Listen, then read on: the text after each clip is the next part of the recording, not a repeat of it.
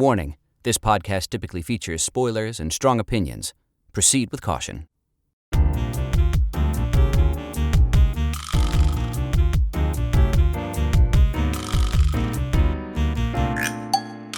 Hello, and welcome back to another episode of Two Grooms, One Plot, the podcast where two lifelong storytellers who are married talk about stories. I'm Pavi, Proczko, audiobook narrator, author, actor, etc. And I am Con Funk, childhood development expert and teaching artist. And today we will be talking about All of Us Strangers, the film. Excited about that. But first, let's do our moment of the week. Great. I'll go first. Yes.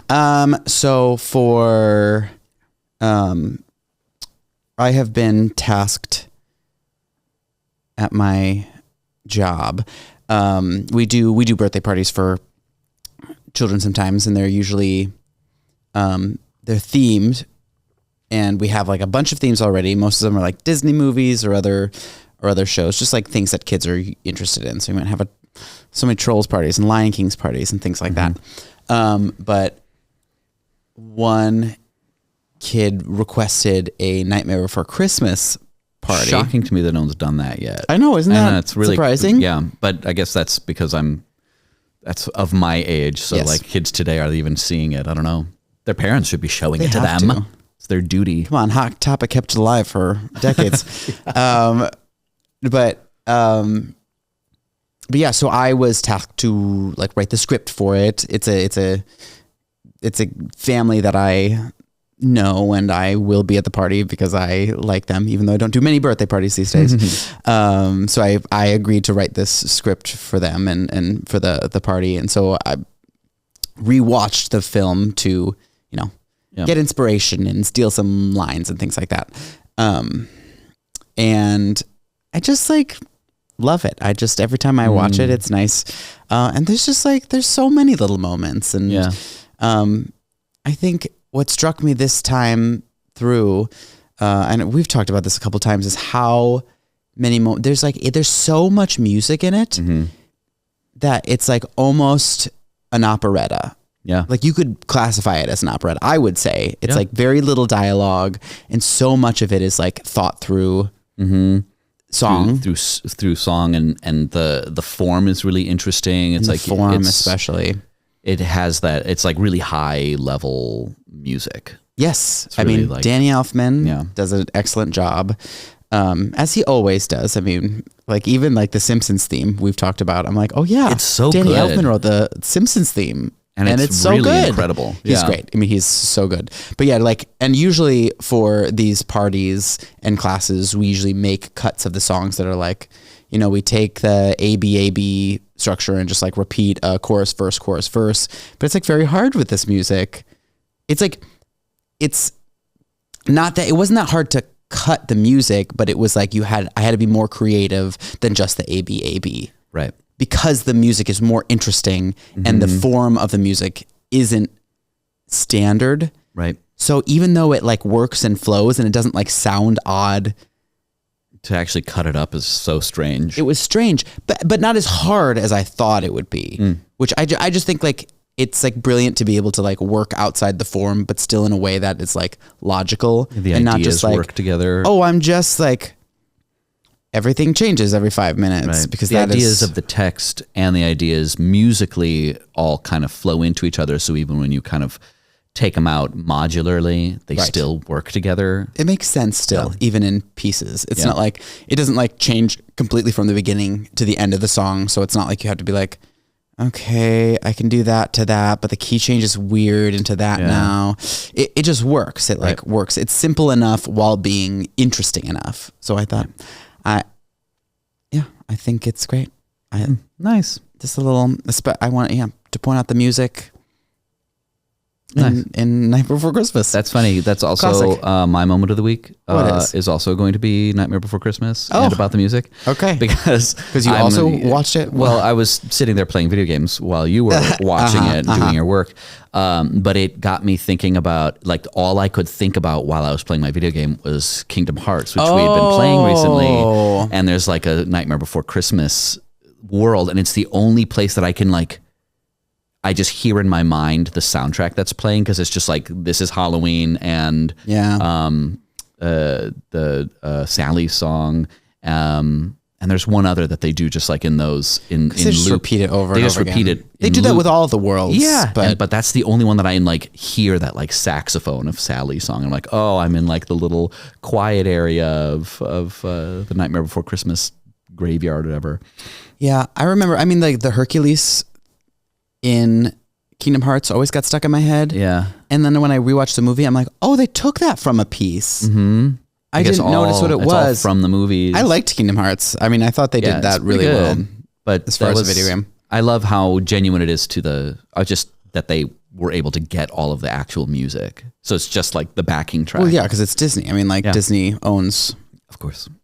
it's their property. Yeah, it's their property. But anyway, so that's what I just kept thinking. I'm like playing, some other game, and I'm just like thinking about Kingdom Hearts in my mind because I just keep hearing this. That's so interesting. I mean, like we've talked about this Halloween before. The phenomenon. I don't know what it is about video games, but there's like certain video games that I've played that like something else has been playing in the background. That when either like the music or the movie or whatever was playing in the background like plays, I only remember the video game playing. Yeah. I don't know what that is about the memory. I have like Baldur's Gate is. I can't think of what music it is. Usually it strikes me like when I hear something and I'm like, for me, oh, that's what I listen to while playing Baldur's Gate. Or I was playing Baldur's Gate and I was drinking hazelnut coffee a lot during that time. Weird. My parents would make hazelnut coffee, and so I'm like 15, like drinking hazelnut coffee while playing Baldur's Gate. And every time I have hazelnut coffee, I'm like, Baldur's Gate. Or every time I hear, that's so interesting. I'm a slave for you. Britney Spears. That's I'm playing Diablo 2. Oh, that was weird. They were together. It was so strange. So every time I hear it, I'm like, Diablo 2. This is really weird. So funny. Yeah, I'm really curious about that phenomenon. Yeah. Like that is something that I've like why video games? Like I mean other things too. Like but like video games like it happens a lot with video games. Yeah. For me. I don't know why. Yeah. It took up a lot of my brain space. So it makes sense. Well, that's why I had to kind of like cut back on video games for a while because I was like, like in college, I was like, I will never get anything done if I keep playing video games because I literally get sucked in and then I'm gone for 4 hours. Yeah. Oh, I miss those days. I could afford to do that. Well, anyway, those are our moments of the week. So let's get on to the movie. The Switch Hip synopsis of All of Us Strangers. So we're takes following place in London. Yes, in London, and following Andrew Scott's character. I do not remember their characters' names now. Me neither. Sean, maybe? I don't know. I'm just guessing. But he is in this tall like tower that hasn't been like isn't occupied fully yet. Like a high rise. It's a high rise, and there's just like basically 2 apartments in this high rise that are occupied, and he meets the other occupant. Adam is Andrew Scott's character, and then Harry is Paul Mescal's character. Yes, Adam and Harry. So he meets this other person in this tower, and he's like a screenwriter, and he's trying to write about Adam's his a family. screenwriter. Adam's a screenwriter. He's trying to write about his family. He's having terrible writer's block. Meets the other person, kind of pushes him away, but decides to go. Because Harry knocks on his door, is a little drunk. He's like, "Let me in. Yeah, I want to spend the night." And he's like, "Not "I a don't good know. idea. Let's not do that." And then he's inspired to go visit his childhood home. Well, he like goes out and runs into his father, who takes him home. Yeah, he runs into his dad, who is his age, and apparently has been dead for 30 years. So you go home and you kind of like see this whole, he's like runs into this person. You're like, oh, are you going to like hook up or what? And then he's like, let's go home. And they go home to his childhood home where he runs into his mom also. Yeah. So his mom and dad are there as young people, basically frozen in time from when they died in a car accident. And he spends time there, like, I don't know how often, but like every week or every day. Who he's knows? Like, he's like going to we visit don't them. understand. Time is not important. It's not important, but he's basically going there for multiple visits, spending lost time with his dead parents, while also this budding romance and then occurs because he comes also back. comes back and decides to kind of pursue this this romance with this gentleman in his one building. other person in his building.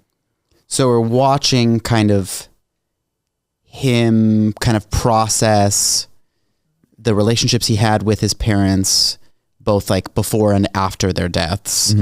And at the same time watching him kind of, I mean, like working through that in parallel to him kind of like finding himself in this relationship, because he's never really explored that kind of close relationship before as it comes out, as we learn, because you find out he's like a little bit closeted. He's uncomfortable with his homosexuality. He just never quite he never quite gave himself completely into connection because he was always afraid of losing it, because he had this really, I mean, his parents died at a really important moment in his life, and I would say that seems more prevalent than it doesn't seem like a closeted thing. It doesn't seem like a gay Not that thing. he's closeted, because everybody knows, but he just never quite was able to find love because he was always afraid of losing the connections in his life. So essentially, like it is not so much like plot driven, this film, as it is like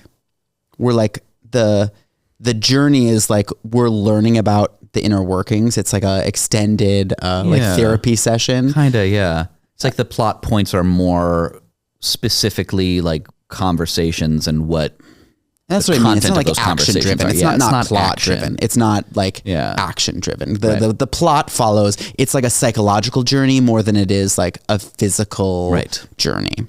Right. I mean, even more so.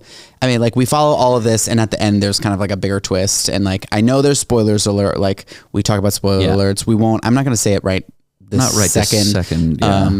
Because I want to like process some other things before we get there. Because I will say the end makes the movie different than what it was the whole time. Yeah, I think so too. So I kind of want to like process it separately. I think that's a good idea. So like this is another instance where we're saying, please go watch the movie before you see it, because the end, it like the end does it. I mean, it's like almost, I won't even say what I want to compare it to, because it's like, it's almost too similar to that.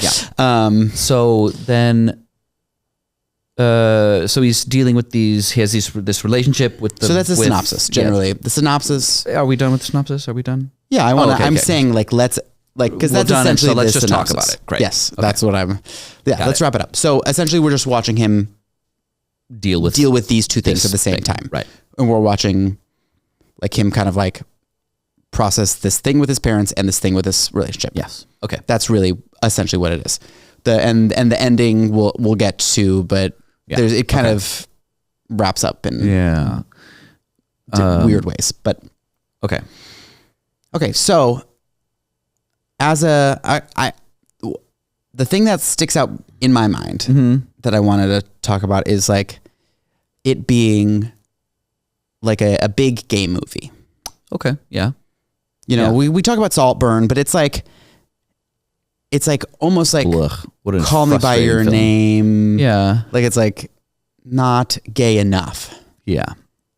Yeah. Where it's like there's hints about it. It's like we're not, I don't know. It's not really gay. This is a different category in which like these are gay characters. We know these characters are gay. Yes. It's not like a question. They're not like questioning their sexuality. They're not like but it's not like they're gay and we're ignoring the gayness either. It's like it's also important to the plot. And the explicitness of it, some sex scenes, it actually is relevant. It's relevant.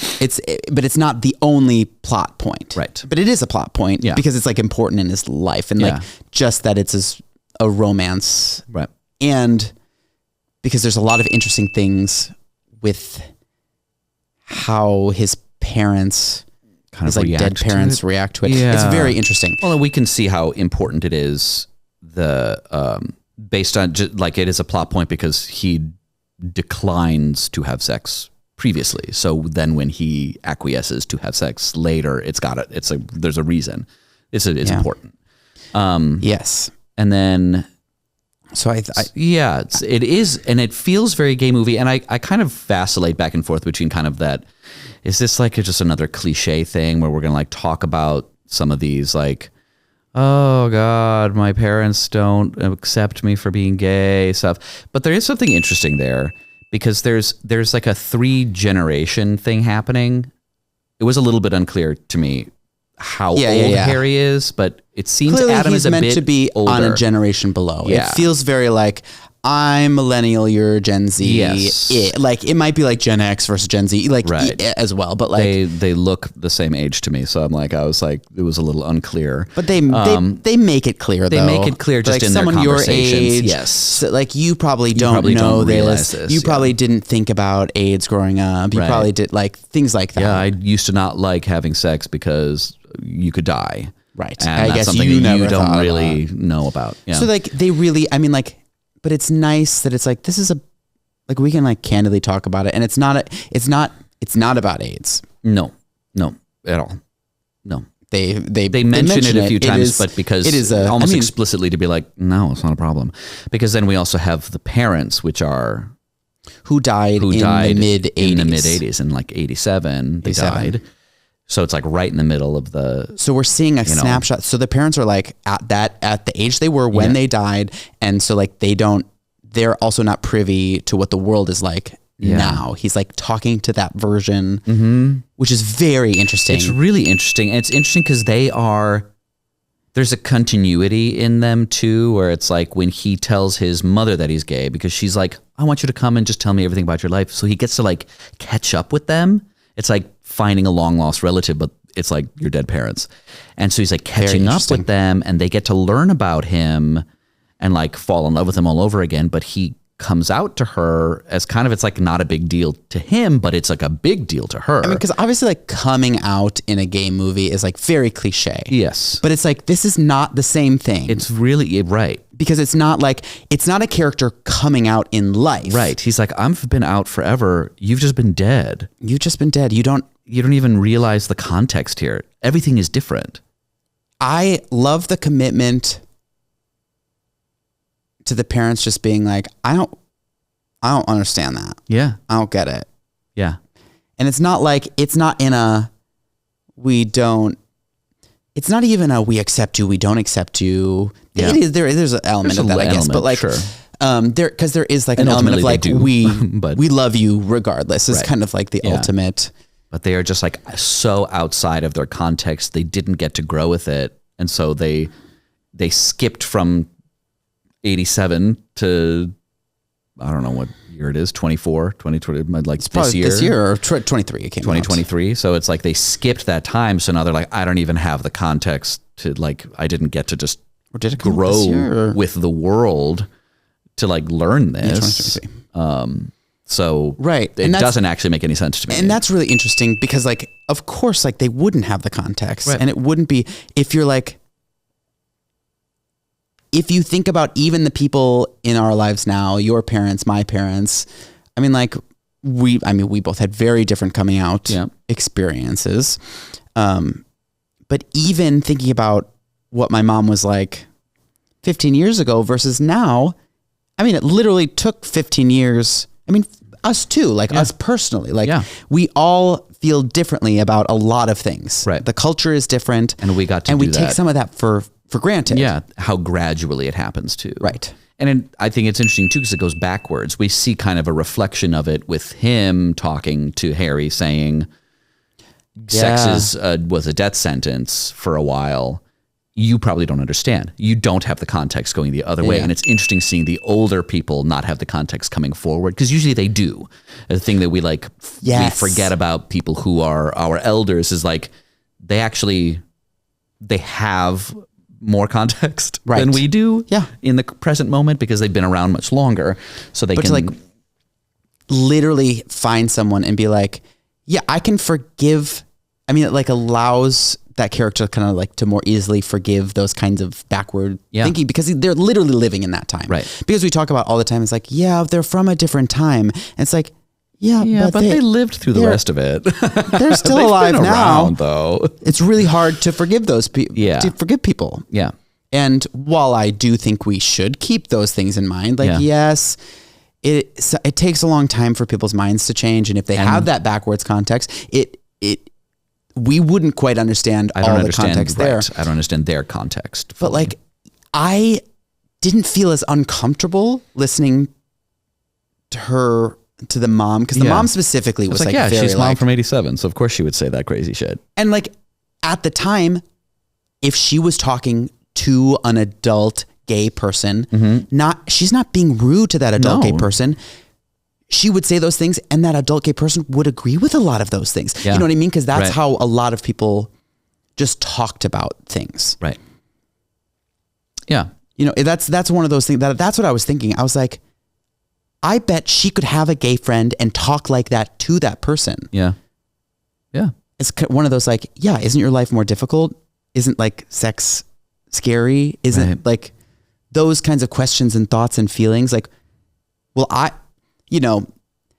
sure your mother doesn't want you to be gay. Like no mother would want that for their son. Like, and that's not how we would, like, that feels really jarring now. Right. Yeah. But like, even then that was kind of like the nice way to be like, yeah, I don't want you to have a hard life. Right. And I've heard like versions of that. Like, like even from my parents, like, it like I've known, I'm happy with whatever you want, but like, I'm sad that your life might be more difficult. Yeah. And like that to, I think today's ears, like sounds so archaic. And like for young people, I bet they'd be like, oh, ew, that is so offensive. But it's like, even his reaction. Why would my life be worse? Like, and I'm like, but it's like, because for a time it was, and there's some places where it still can be, but in London, it's not. In London, you're fine. You know, it's not. He's like, no, my life's fine. Yeah. It's not harder, actually. Yeah. Yeah, I'm lonely, but not because I'm gay. I'm lonely because I have issues. It hasn't to do. I'm lonely because I'm caught up on your death. Yeah, that's right. I'm scared to get intimate with people. Not even like sexually intimate, but like intimate just with have people. Any friends because I'm afraid to lose them. Yeah, I am. I mean, that's a huge theme over and over. Huge theme, yeah. It's like kind this, of that, like I'm choosing stuck connection in my, or not. I mean, he lives in a building with no one else around. No one else lives there. I mean, it's like in your face. It's so obvious. It's like one of the opening scenes. It's one of those so interesting. I was like, they're setting up this context where he's like in his house, and then there's a fire alarm happens. You find out it's like a drill. They just have these drills, but the fire alarm goes off. And he's like walking through the halls and nobody's there. He takes the elevator down. He goes out the lobby. Nobody's there. It's like there's nobody else in this building. He just like walks out alone. He looks up and there's one other light on. Yeah. And it's Harry who's up there, and he didn't leave the building because it's just a drill. And it's like, there is no one there. There's no one. It's interesting because the first I don't know, quarter of the movie, I'm like, what is this? And of course, like, then I'm like, oh, this is what it is, kind of. And then at the end, I'm like, nope. Different. Totally different. That's not what it was. But like, they don't tell you what it is. No. And it's not clear even at the end exactly what it is. Yeah. Other than just like, it feels more like an exploration than it is like, this is what happened. I mean, it feels like almost like a parable. It's like, it's like a story about something else. It's like we're kind of in hypotheticals and it feels like I mentioned this at the end. It's like it feels like it's a Murakami book. It's like a Japanese novel. It's Kafka on the Shore. We'll come back to that because it's Kafka on the Shore meets something else, but I don't want to get there yet. But there is something like, the events are so psychological or like interpersonal, but not because a thing happened. It's like a thought has changed or time has passed and I feel differently about this thing. Or I mean, they just keep the imagery really simple. Yeah. They're clearly, there's a lot of imagery sprinkled throughout, like this empty building. things like that are just like, yeah, it's pretty obvious what that is. I mean, like at first I was like, my point before was like, I was like, is this like a post-apocalyptic thing? What's happening? Because I went in, I didn't know anything about what the story was. I had heard or had like understood that he like was talking to his parents, his like dead parents at the same time as he was talking to. I didn't even know that. Like that's when I was like, oh, that's yes, really interesting. His parents that had died. Oh, he's spending time. I remember hearing that, but that's all I knew. Yeah. Like that was like figuring that out because like they also sort of like it's unapologetically gay, which I appreciate. It's not like, it's not aggressively, and it's not just about being gay. No, that's just one aspect of his life that, of course, would be in conflict with both the generations. But he's really dealing with time with his parents generally, right? I mean, like the thing is, like it's also not shying away from the gayness being a very big part of all of those, all of his like psychological growth. Like, of course it would be. Yeah. Of course it would be. Considering his age, the time he grew up in, the things that he even, like I at first I was thinking like, is he actually just imagining these conversations with his parents? Is this the parents that he, you know, he's writing this screenplay about them. And I'm like, is this like, these are who my parents probably were. And I never really got a chance to talk to them about it, but this is who I imagine they are. And I guess this is my point. Is like, do we know that that's not the truth?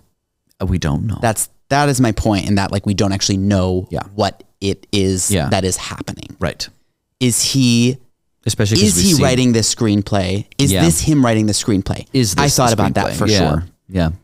Like, is that the screenplay? Because we only see little snippets of him.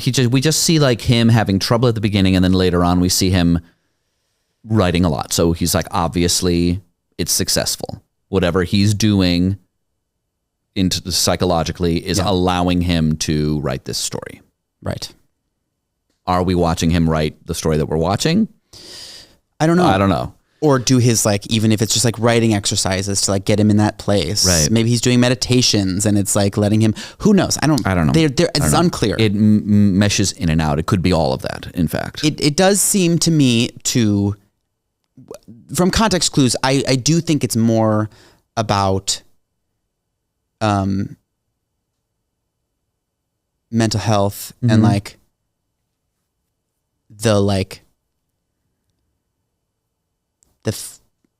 it's not the like wanting to live in the not real. Yeah. And because of that like element of it, there's like there's like moments where we're like, oh, you believe that this is happening. Right. Or even if it might be, you believe this is what is right for you. And is this a magical story, or is it a mental breakdown story? Is it like a mental illness story? Yeah, I mean, it could be a little bit of both. Of course. But I mean, like literally, what is the story that's being told? And of course, I don't think it's important. It's I think not in the really. end, I know what I prefer. You tell me. I prefer. I like to think that it was actually happening. That it is. That we're in kind of a magical world. Yeah. Okay. Or something magical is happening. It gives me that kind of like Murakami Miyazaki feel. Yes. Where it's just kind of like, it's Totoro. You know, it's like there's like, it's real, and it's like a dream, but it's real. I think especially because of the ending, I have to like that makes more sense to me. Yeah. And again, we'll get there. Yes.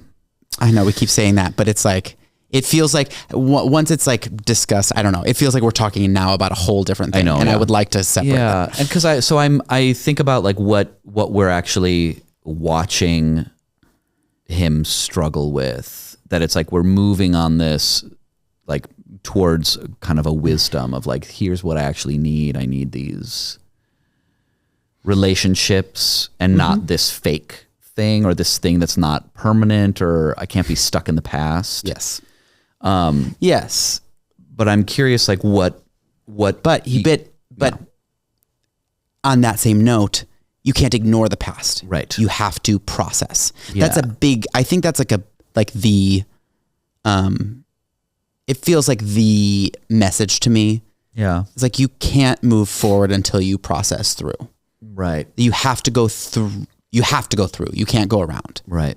So like you're not gonna go forward until you like process the things that are there. That's really what like stood out to me. Yeah. Is like he has a lot that he just hasn't processed, and that's why his life is stagnant. Right. So His what do you think are like alone. the choices that he keeps going back and forth between, like when he needs to, like I'm thinking about like this, Adam's going through life and he's like, okay, I've come upon this decision that's either going to help me or hurt me. What do I do? And is it really just like, do I accept a connection or do I not? Yeah. Do I isolate myself or do I let people in? Mm-hmm. And are there times when he's like, when both of those, either one seems successful?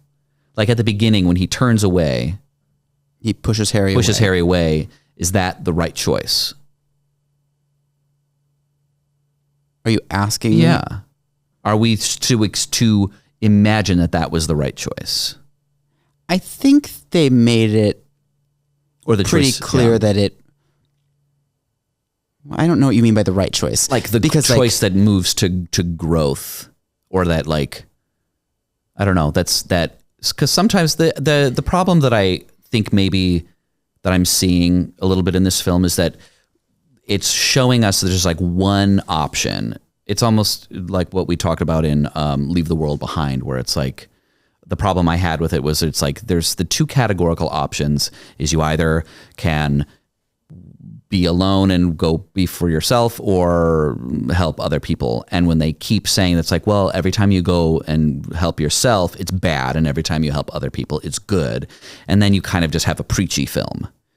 And this is like, is it good always to be accepting connections and not protecting yourself and like being vulnerable, and it's always bad to be pushing people away?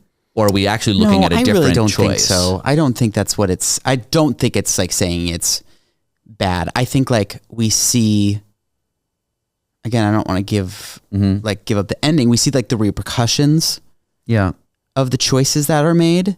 Yeah.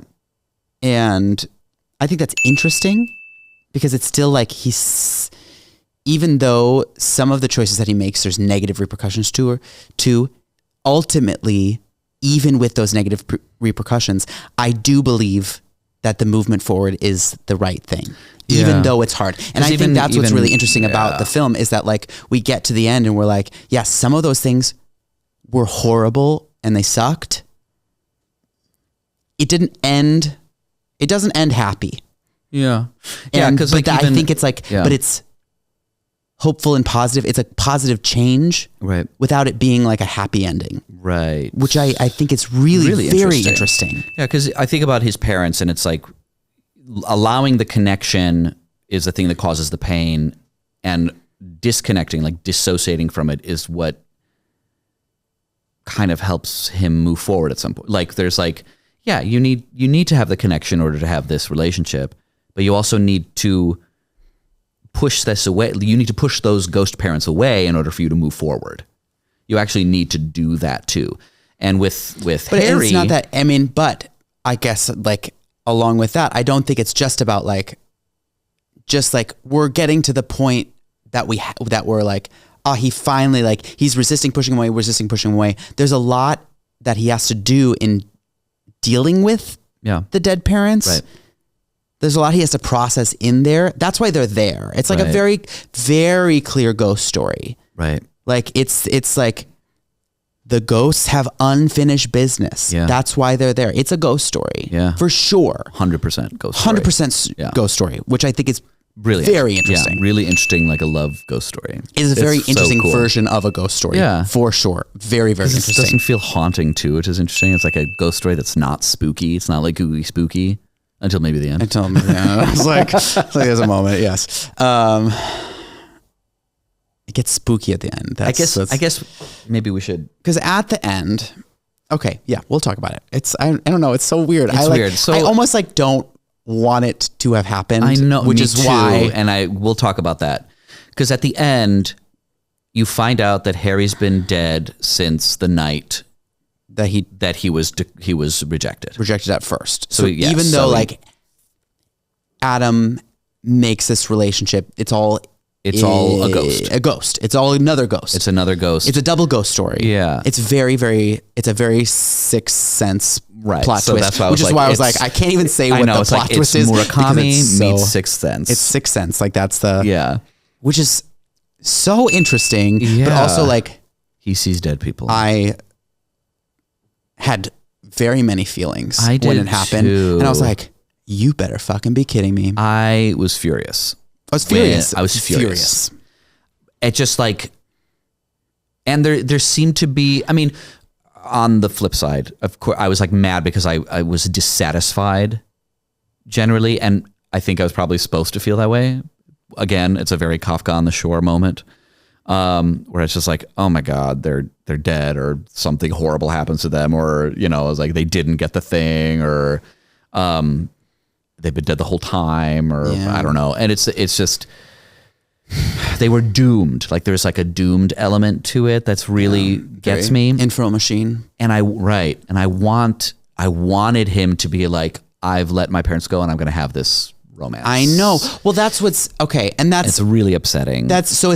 Yes, they set that up where we're like, I don't know. That's why when you're like, is it like these choices, you need to do this and it's good and it's bad and it's complicated. Yes. I think that's the whole point. Well, and I want it to be complicated, and that's how like, it is complicated. I mean, like, Yeah. if it were black and white, like he pushes his parents away, now he's happy to have this relationship. Right. I think that would be less complicated. Right. Less Yes. complicated. Yeah. Not better or uncomplicated, worse, but less complicated. Yeah. And but less in this complicated. case, he is able to push his parents away, and he's like mature enough at the end basically to kind of rip the Band-Aid off for Harry, where he's like, he's able to like Sherpa him through dealing with his own death and loneliness. And I thought this was really interesting that like the end, I'm like, wait a minute, is he taking care of the dead people? he was taking care of the dead people. That is wild. It was to really me. interesting. I thought that was fascinating that instead of he discovers the body, like he goes to search for Harry because he goes to like take Harry to visit his parents. They have this whole moment. He finally says goodbye to his parents and then he's like, I'm going to go find Harry.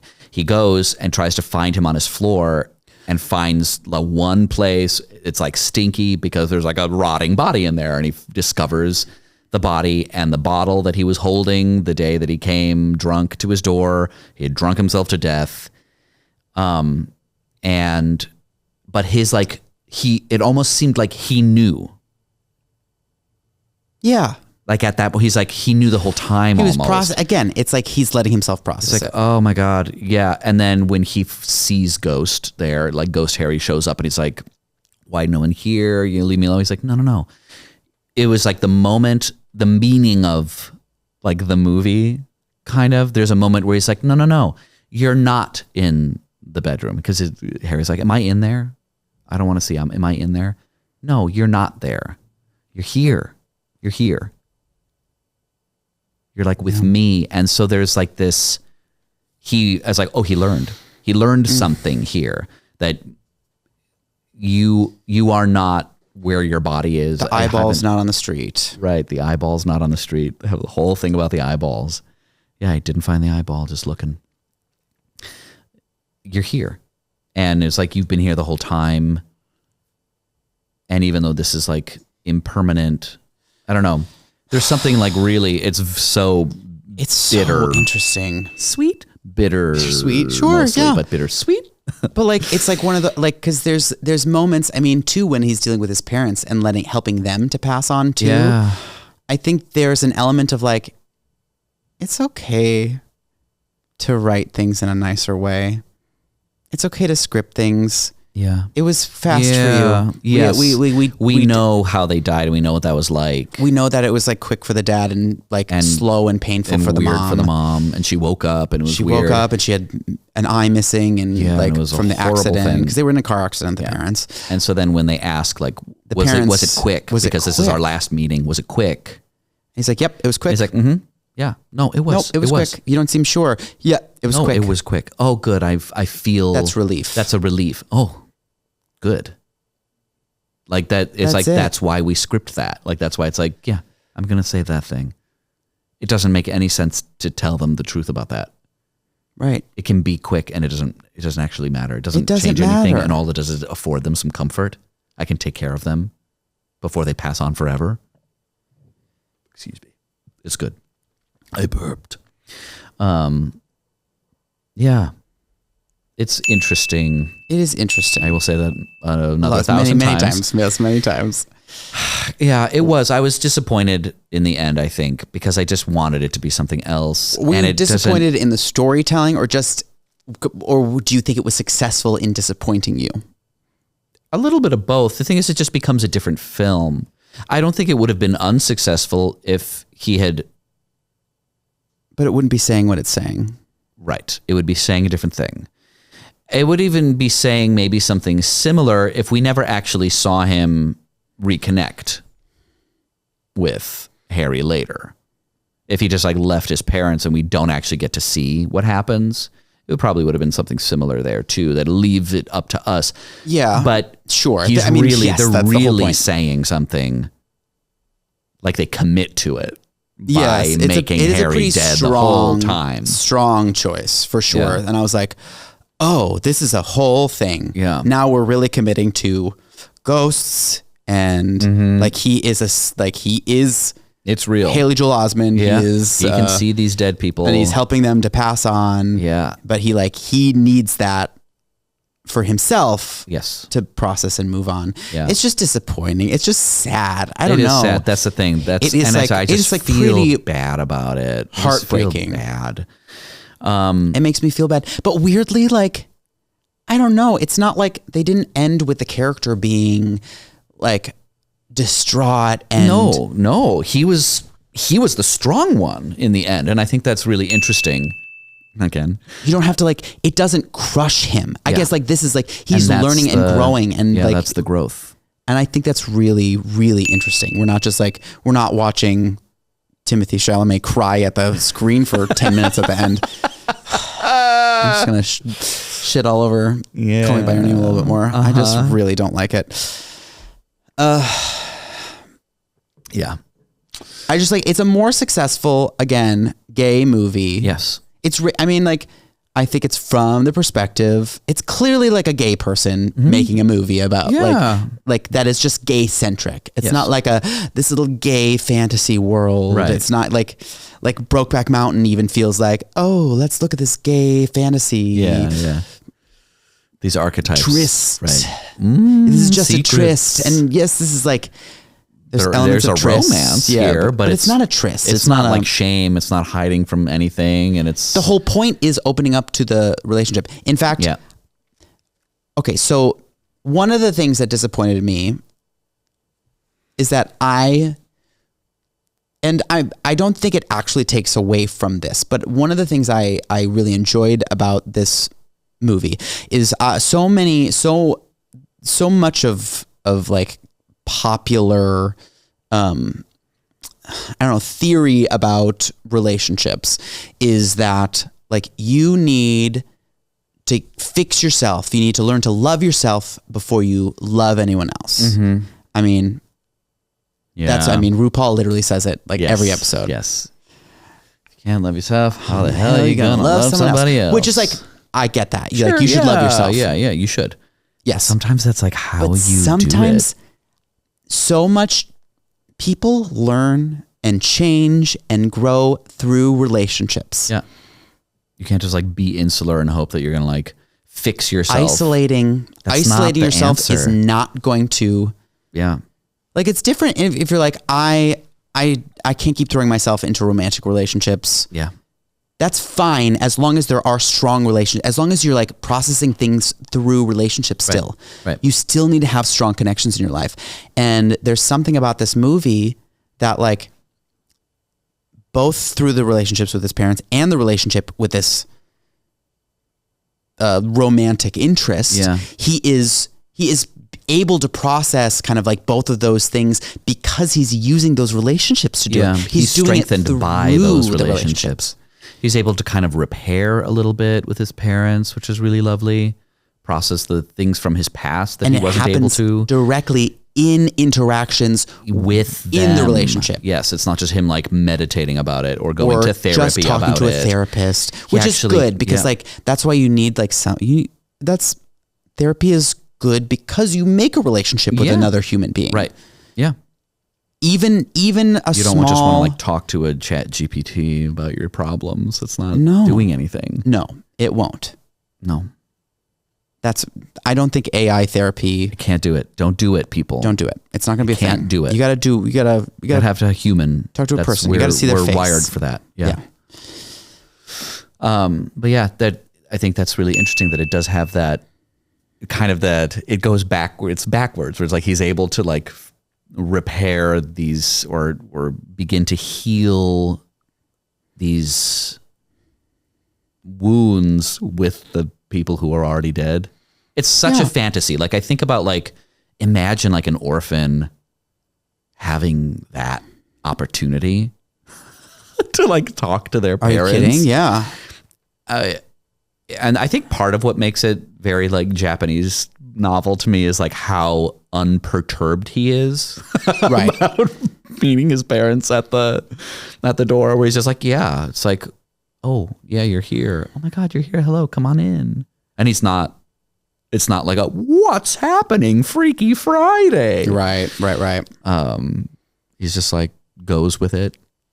Yeah. As if he expected it the whole time. I don't know. Yeah. There's like a confusion, but also like there's not a what's happening? Yeah. Like we don't do that. We just skip right through that. I mean, that's why I think they show that even with the screenplay. He's trying to write the screenplay. He's stuck and he meets his dad. He's like, this is actually what I need in order to make my work. To tell this story, I need to do this. I need to heal this. Right. And it's interesting. I don't know. It's because he doesn't go looking for that though. That's not what he's looking for. No. I think because you brought it up earlier. You're like, oh, is he going to hook up with that guy? It's like those moments where you're like, I mean, very gay coded. Yeah. Yeah, obvious, like obvious, forest, very, like very, very of obvious if you're a gay person. Yeah. Maybe not if you're not. The attractive man with the mustache is like, come with me. You're like, you go out and you like make eye contact. There's like a little gesture. He's like a follow me gesture. Yeah. You know exactly what that means. Yeah. And like, so I'm, watching it as a gay person being like, okay, so he's looking to distract himself with like a no strings attached hookup. Right. Like a very common way that gay people who have intimacy issues kind of like distract themselves. Right. So it's like, he's like, I think it's one of those moments where he's like looking for it in these places. And then he's surprised when something else shows up. Right. And just rolls with it. So it's not even that like he might have been looking for a hookup, but his dad was there mean. instead. And he's like, what is my dad doing here? Like, we don't know it's his dad. We don't know that, but he must, right? I don't know. I don't know either. That's... I mean, by the time he sees him, like when he actually sees him, he must know that at that point, right? How? It might just be someone who looks like his dad. He doesn't know that it's a ghost. Okay. When he says, where are we going? I'm not sure he knows yet. Interesting. I don't know. I don't know what that would be like. Like I imagine someone with that kind of, with those memories would like, at the very least, once you like heard his voice, you'd be like, oh my God, that's my dad. You might have like a out of body, you might realize it, but like, does he process it that he's talking to the ghost of his dad at that moment? Yeah. If we're talking about a magical world and he hasn't yet gone home yet, this is the first time he's doing this thing. Right. He did pass it. He passed it before this. And he saw like the kid in the window. Himself, I guess. Okay. I'm assuming it was himself. It's a little confusing. The mythology isn't that coherent. It's not important. It's not important. I don't think it needs to be. It doesn't need to be, but it's like we're seeing a lot of metaphor and symbolism. So we see him pass his house first. Yes. Looking in the window, there's a child looking out. And it's like, oh, it's like him. He goes there to his, sees a man that looks like his dad. I don't know. But it's like, of course, like as an audience, we're following. Yeah. We don't know until he gets to the house. Yes. And then the mom answers. Yes. And she's like,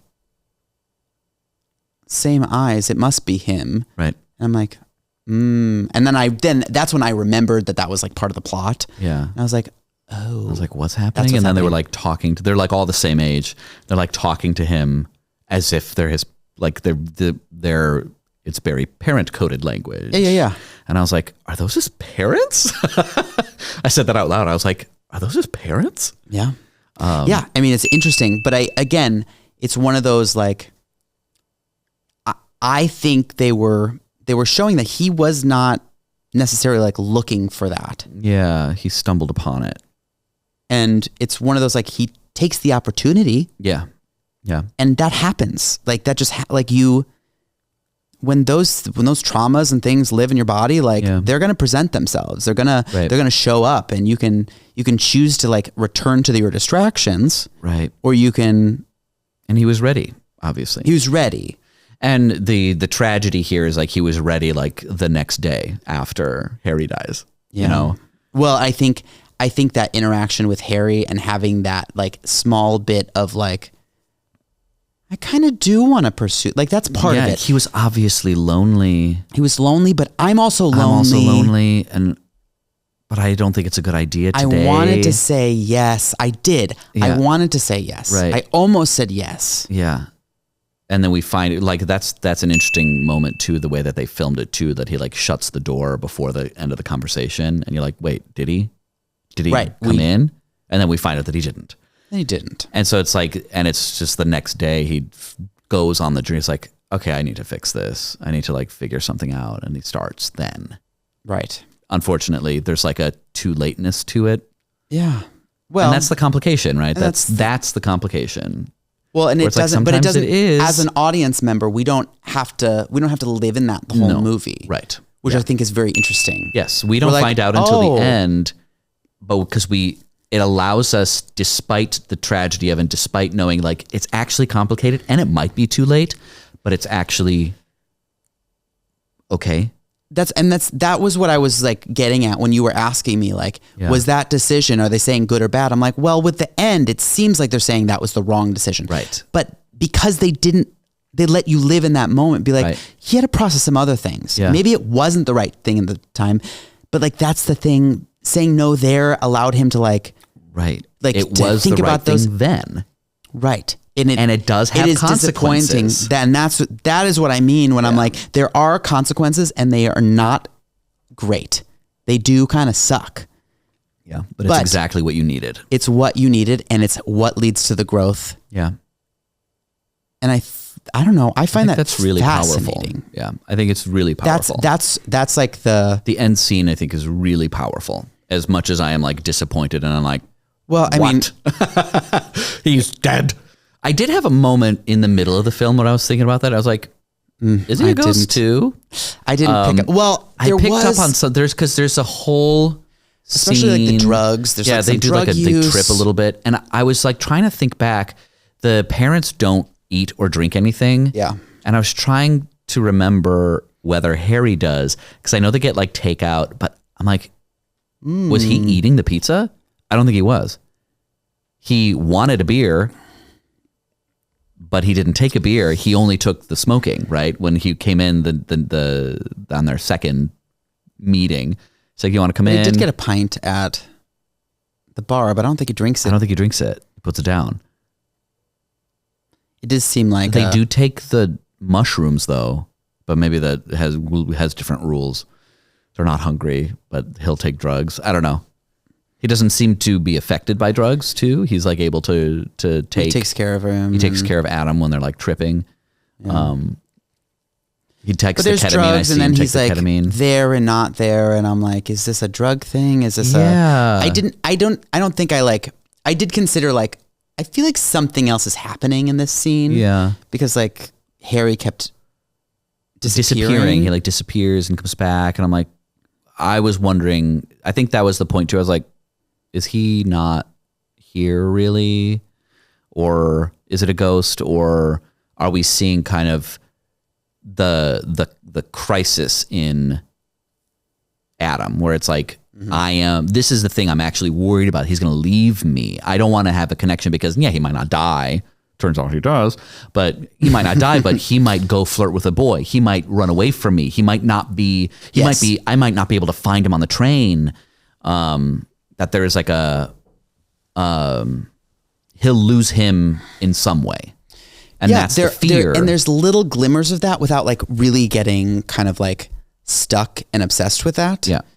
Which I thought was really interesting because it's like, there were so many points where I'm like, please don't be hooking up with someone else. Please don't like get mad at him for getting too sloppy and then leave. Yeah, well, that would have been so gay movie. Yeah, there feels like there's like cliches that it avoided without like ignoring the feelings that come along with those things. Like, because I felt very using those gay coded moments and images to tell this other thing. I panicked in those moments. Yeah. It's like, oh my God, he's gonna hook up with that person. We're not doing that. That's not what the story is. Yeah. But it does really. It plays with that. It makes you feel those feelings. Yeah.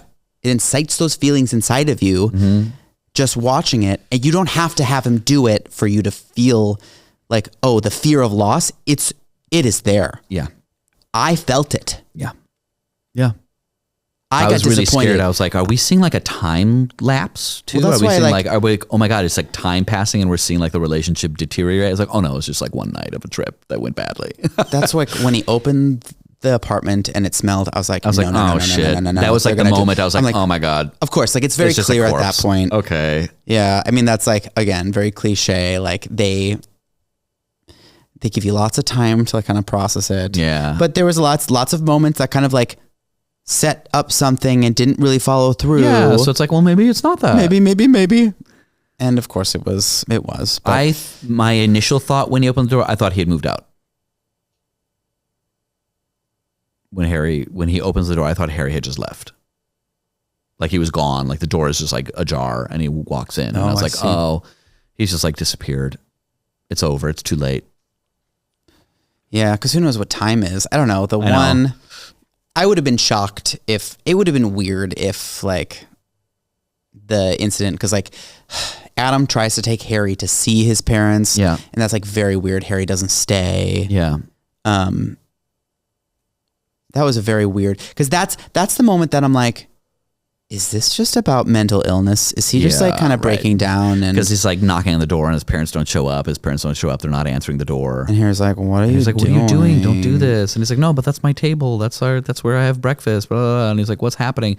And then you see the ghosts in the window. But then I'm like, are those in your head? Right. Are you like, having mental breakdown? Like, is Harry like now concerned for this guy's like actual mental state? Like, is that going to be a new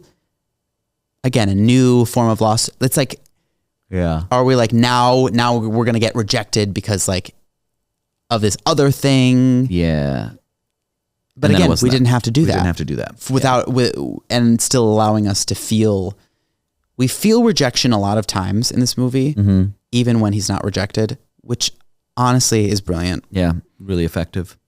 Because like how often like people create those stories in their brain all the time. Yeah. That's how people are reading rejection into interactions all the time. And that's like, and you end up self-sabotaging because you're like reading rejection into actions when that's not actually what's happening.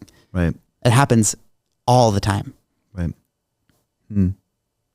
And we were able to be on the outside and feel the rejection without seeing the rejection a lot of times in this movie. Yeah. just the fear. We just get to experience the potential and the fear of it. I think that's really, really interesting. And it's an interesting way to present that story crisis, where it's like you're actually making clear to us only like emotionally, not even through like tangible example, but emotionally, what is at stake. Yeah. And that's really interesting. Right. Well, and because like the whole story is about, I mean, he's really, really processing this loss. Yeah. We're tied up in this, like the trauma of losing his parents at such a young age.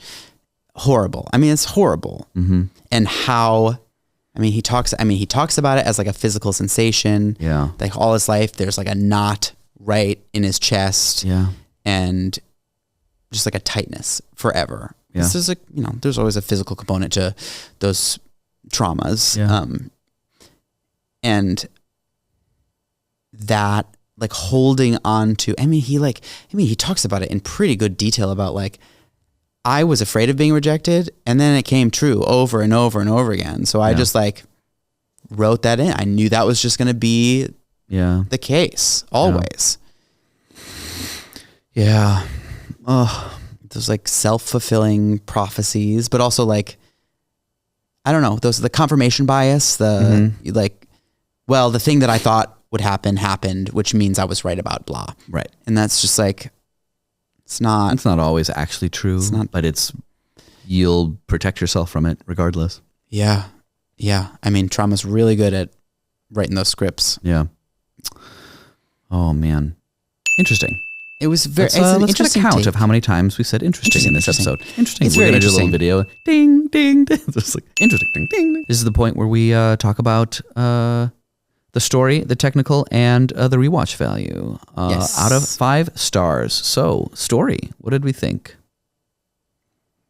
I think I'm going to give it a 4. I'm going to give it a 4 as well. It's not,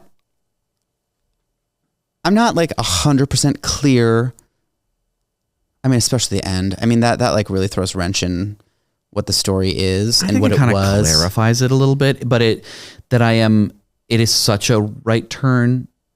It's just like a hard right angle from what was happening, from what I thought was going to happen. And there can be probably different ways to do that, or other stories probably do that better, whether or not this one has an option to do it that way. But yeah, it was a little bit disappointing, and I don't know if that's because it was on purpose, but I don't know, something about like that. The story, like it just like, it's pretty good because it feels like an exploration. Yeah. It's a little slow too, I guess. That's It's like a little part bit of it. slow. It's a little bit slow. There's a lot of like dead space that's like looking out windows. It's like a little meandery. Yeah. Without like there's a structure. It's a pretty clear structure. Yeah. So they tell the story get a lot of, okay. Yeah. And it's like part of it's like intentionally vague and nebulous, but like I don't know, it's not it's not super tight. Yeah, it's I'm full not of, sure if it's meant to be super tight, but it's full of what maybe I'd call like author moments. Like if you imagine like the storyteller of this story giving us a lot of context and less kind of these character-owned moments where they're like doing things to each other and for each other. We're like seeing them sit at a couch and eating pizza, but we're seeing like time go by. We're seeing... Right. But it's really interesting when there's an actual conversation happening and something's changing. The dialogue's very interesting. And that brings us to technical. I think I'd probably also give it a 4. I liked the performances. I liked the script. The filming is fine. I think part of the meandering is a little bit in there too, where I'm like not always in love with the space between. I guess I don't.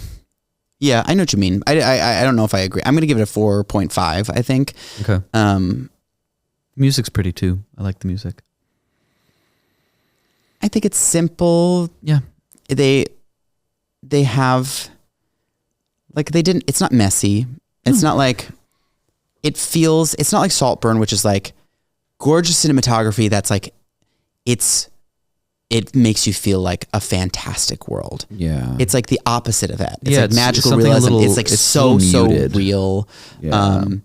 Like they keep it in, I mean, it feels like very gay, urban. Mm-hmm. I mean, there's like an urban versus like suburban kind of feel. I think the costume between the time periods is like, it's there without being like super harsh and stark. Yeah. But it does like, it lets you kind of like live in both worlds. I don't know. There's a lot of interesting things there, but they keep it quiet. Yes. Which I like. I think that's like really It's subdued. interesting. Mm-hmm. Yeah. And honestly, Andrew Scott is very good. Really good. Yeah. Some really, I mean, I think his acting is like pretty. It's brilliant in excellent. this. And come a long way from Sherlock. He was Moriarty in the Oh yeah. in the Sherlock, the Benedict Cumberbatch. And it was like Right. Oh my ages ago, God. but he was like, That was so and that was long like ago. that was I don't even that was remember him a in it. twist for me because he was like the guy in the lab that was like helping out like one of the lab people.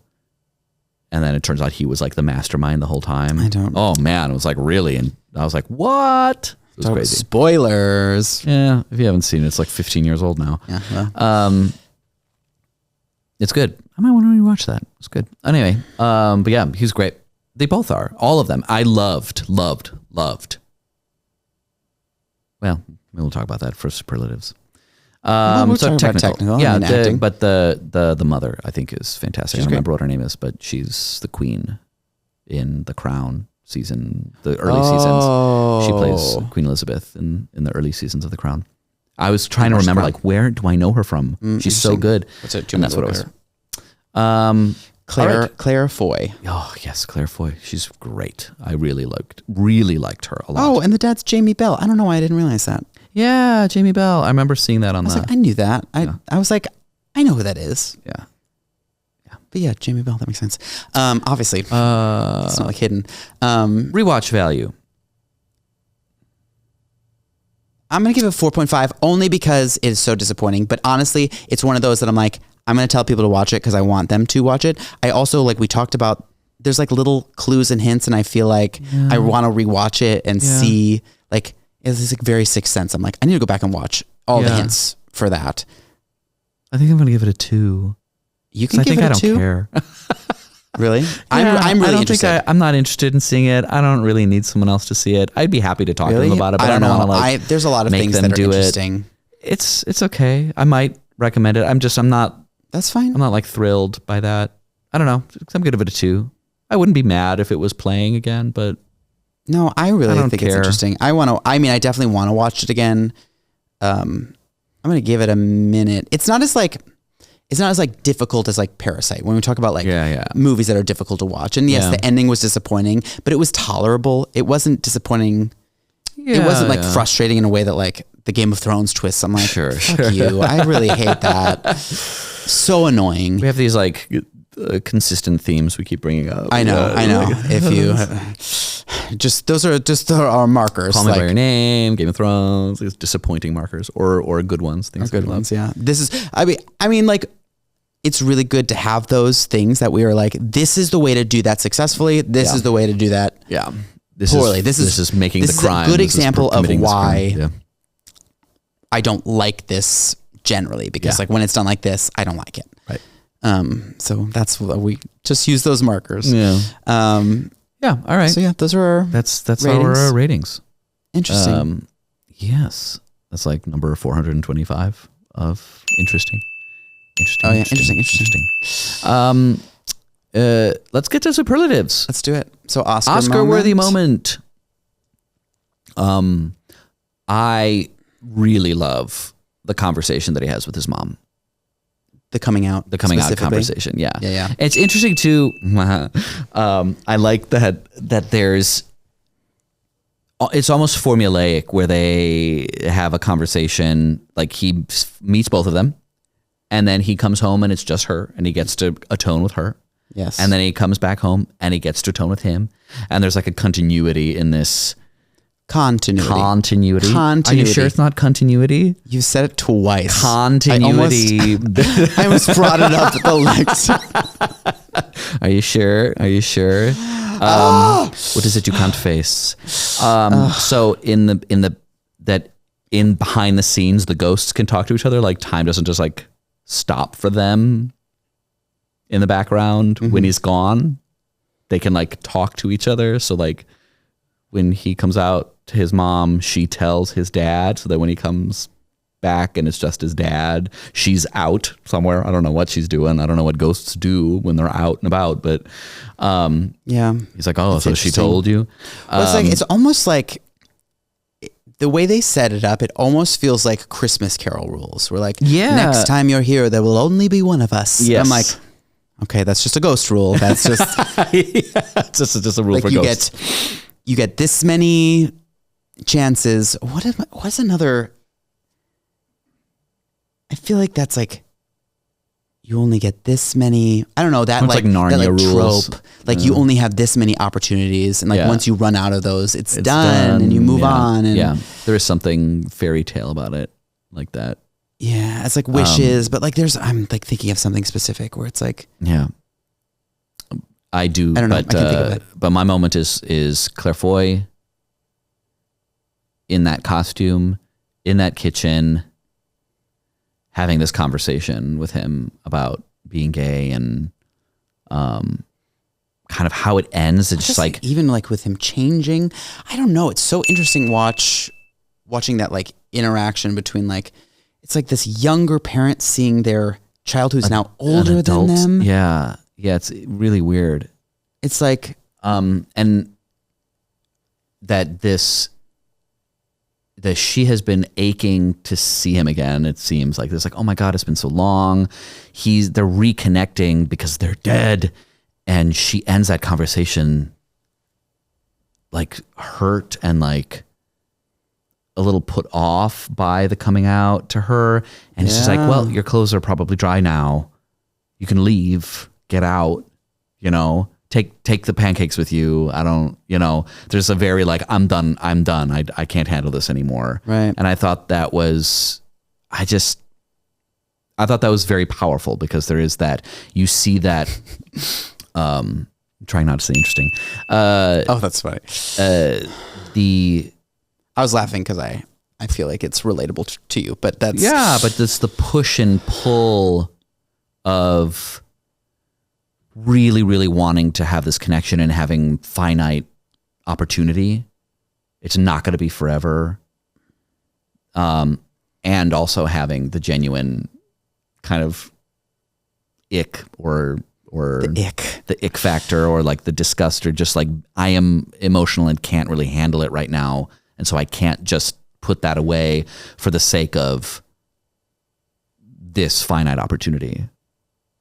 The way she does that is taking space. Yeah, sure. Yeah. And that's very powerful to me. It's never there's something brought up tragic. Again. It's not brought up. Yeah. It's not between them too. Right. There's the moment where they're singing the song and she's like singing the lyrics of the song. I'm sorry that I disappointed you, but whatever but know that I always loved you. Like whatever that song is. Yeah. It's a very popular song. She does have like that moment. It's like, I'm sorry if I'm not the best. But it's like, it has to be indirect. It's like, it's nice that it's not just like, nice. We can know what's going on without having to like. Yeah. I think I find myself just generally in life preoccupied with like time, preoccupied with losing opportunities of like closeness and prioritizing those things and kind of putting aside emotional upheaval in order to what do you know that about me? Big emotions. So in order to like surprising. maintain the peace, and she really doesn't do it. And I was like, I found myself being like, I'm like so struck by this because it's like it makes perfect sense. She'd be like, I don't want to do this anymore today, even though this is like one of 3 meetings we're gonna have forever. Right. I can't, and that's really interesting. It is very interesting. That's my Oscar moment. Yeah. What's yours? I'm going to give it to the intimacy choreography. Yeah, it's good. That, especially the first sexual interaction, every single moment is like telling a story. Like I was like, oh, I'm learning so much about both of these characters by the way they're interacting with each other physically. Yeah. And the way, it's not just like the moves that they're doing, but like, I mean, it's like a close up on all of the interactions. Yeah. Like I think they coded in some like younger generation asking for consent. Yeah. Like that difference between generations. Yes. I think that's there for like, highlighting that, the age difference. Because Harry asks, "Can I kiss you?" How is it? How about I kiss you? Yeah. Kiss you. Yeah. And like Whatever. Adam's like, yeah, let's do it. But then the way, I don't know, it's like I'm always like gratuitous violence, gratuitous sex, those things are real. They kill things for me. I'm like, ugh. This is just, you just want, people like violence and people like sex, so you like throw it in. Yeah. And of course, like in a gay movie, and where that like the relationship and sex, those are important topics. Yeah. I don't want them to be shied away from. Right. And it wasn't shied away from, but it was like really, really specific, really thoughtful. It's thoughtful. Yeah. I mean, like, but I just like, I could have watched, and not in like a, ooh, this is sexy. I mean, like it was a sexy scene. Like they are, two attractive men that are like having a really intimate scene. It is like sexy. Yeah. But it's like, I was watching a story. It's like one of those, like, I'm not sure that I would feel uncomfortable watching this with my parents because it is so intentional. Yeah. In like a way that it's like Saltburn when he's like drinking the bathwater or having sex with a grave. Like, I'm like, I don't know if I want to see that. I don't want to see that with anybody. It's like almost, that's like almost the opposite side of the spectrum where like, I can't really take that seriously. Like I could watch it with my parents because we could just like fucking joke about it. But like, this is like, I'm like, oh, it's happening. And it doesn't feel feel like sex for sex's sake. I mean, it's the intention, right? It's like, it is. But it's so important.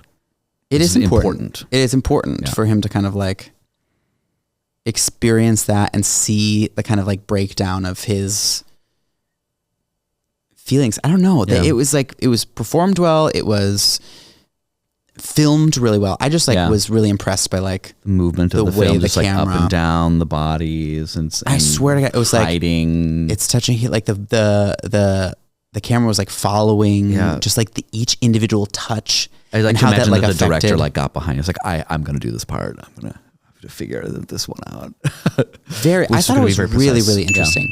It really struck me as like a very, very successful sex scene. I agree. Nice. Yeah. Unearned moment. Do you have yours? I think my unearned moment is the weird stars at the end. I didn't get it.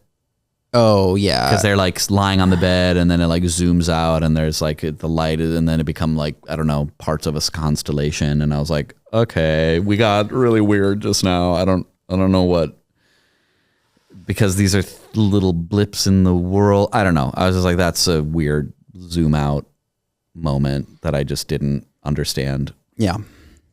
I remember mine. I was like, I had one. Yeah, because I also was like, I don't really know what's going on at the end. I was like, that's a weird, it ended weird already. And then I'm like, then what was that? Yeah. I don't know. Unclear. I'm sure it's just symbolic, but like. It felt Japanese novel. Yeah, right. You're getting at something, but I'm not sure what it is. It's like a style, and it wasn't quite stylized enough for that to really work for me. I didn't really quite get it. Mine was I have one, and then kind of like an honorable mention. Okay. But I have it's when, so they have like this meeting when Adam is finally going to say goodbye to his parents. Like they go out to this restaurant to get a family meal. That's like a family thing that they never got to do. Yeah. And so they're like sitting there having this meal, whatever, but like asking all these questions. And then the mother goes, I can't see you. Are you still there? And I'm like, and I think what I think was happening was that interaction was supposed to mirror their death in general. What I thought so because too, like all of a sudden the dad was like not involved anymore. Yeah, he had suddenly gone. Yeah. Suddenly he was not a part of the conversation anymore. Yeah. And then the mom was like, I can't see. And I was like, did you lose your eye? Is it because you are missing an eye? Just like what happened in that. So it's like, I'm like, is it a little too, it's like either a little too literal or a little too, I'm starting to cross over and I can't see you. Like it was like, it was like, it like hit either way. I don't love. Yeah. I was like, okay, are you just kind of like giving us like oh, now she's having like an interaction that they didn't get to have because like he could have been in the hospital there. Yeah, and his grandparents didn't take him, yeah. Because it could have been traumatic. Again, one of those like, would that have been even more traumatic? Maybe. Maybe, yeah. Maybe they made the right. You don't know. Don't know. That is part of like the whole like we're not making a judgment on whether these like calls are right necessarily right or wrong, but there is some of those calls are like there is a question because of it. There's a question like would I have wanted to be there when my mother woke up for the 3 seconds before she died? Right. Maybe. I don't know. And so they're it feels like they're kind of giving us that moment where she's like, I can't see you. Where are you? And I'm like, is he now getting to live that moment that he didn't get to? Yeah. And I'm like, it's a little too on the nose for me. Yeah. I don't know. It wasn't as like chill as the other moments, I guess. Like, and it didn't give, I don't know, because of that disconnect, it wasn't as emotional too. Like it didn't give me the feels like maybe they intended it to. Right. Yeah. I was like, The dad's was almost a little more affecting. Speaking of the dad, my honorable mention is I think they were a little too obvious with the flipped trope of mom being not okay, dad being okay. Yeah. It felt a little easy. Yeah. Like the mom part I thought was like very interesting. And when they got to the conversation with the dad, and I'm not like, this is why it's an honorable mention. I don't think it's not earned. I just like, it feels a little bit like, here, gays, this is nice. Your dad loves you. You know what I mean? Like it's and not that it doesn't do it successfully. I think the interaction is really well done. Yeah, I think like I might it's a even sweet go so moment. far as to say that like the dad generally like flipping so emotionally at the end, we're like, I'm sorry, I didn't know. Is like even that really scene, kind of that scene is a little bit. It feels rushed. I mean, that's the kind it feels point. Rushed, and it felt genuine to me at first, where I was like, yeah, the mom is like the one that's like a worrywart, and then the dad is like, whatever. It's like, I probably would have been the one to make fun of you, and that's why I didn't want to. But then to have like this like emotional breakdown, I'm sorry I didn't come into your room. I was like, that's not actually the dad we just saw 5 seconds ago. Yeah, it's one of those moments where it's like, I obviously know that there's limited time that they have together. Yeah. And like this is not about time and how much time. Sure. Like he's not gonna have that journey in that short amount of time. Yeah. Obviously. But like because it doesn't feel like a real emotional arc. Yeah, it doesn't mirror the mom. Like the mom has this real kind of icky reaction and then can't even fully apologize and has to do it through this song that she does while they're decorating the Christmas tree. Mm-hmm. The dad doesn't get that kind of nuanced treatment. The dad is just like very obviously given that flip without. And I think they were like trying to avoid the cliche of like the dad being the harder one. You know what I mean? Like it's like very. But he is. Like he was the whole time and then they changed it. That's what I mean though. Yeah. But that's what I mean. Yeah. Like they avoided him yeah. being like the problem, the one that needs the time, the one that needs the one that is avoidant of it. Right. And it's like, are you suggesting that like he really did just need the other person to start the conversation? Yeah. Because sometimes that is and I like seeing the juxtaposition being like, yeah, one person's going to be avoidant about it and one person is going to have feelings about it. Right. But like when confronted about it, can deal with it. And it's right. like, because it's not like he wasn't a bully to the son. Right. He was like, there were fears around it, which makes sense. Like I get it. I get all of it. Yeah. And then it just like does feel, it just felt a little bit, I don't know. It didn't quite, it felt more fantasy than the rest of the pieces, if that makes sense. Yeah. Yeah. Which is okay. Cause I think it was done successfully, but I was like, I feel like there was something didn't quite work in the, and maybe it's that quick flip to the emotion. Maybe that's what it was. Doesn't because really when he started follow. crying and I was like, really? I know what you're saying, and I don't mind that he feels that way. Yeah. It just didn't match. Yeah. There wasn't that I don't know, continuity with the other character. Oh my God. Any other superlatives? Yes, there'll always be more superlatives. We're not going to avoid them. I'm asking, what is the next superlative? I haven't thought of any. This is going to be one of those, like, maybe we should think about those. Okay. Because like I want there to be, we should have more superlatives. That's the whole point. Yes. Okay. Like, I want I don't know if you had one, but like best, I think there was lots of like interesting moments that made Adam cry. Yeah.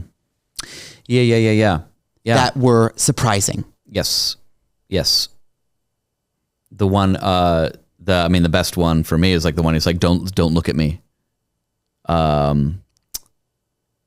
like covers his face. He's like, no, don't. Like, he's like, no, it's okay. It's okay that you didn't come into my room. Oh, no, don't look at me. Like, don't look at me. Yeah. He's like, no, stop it. It was so he's interesting. Trying to take care of.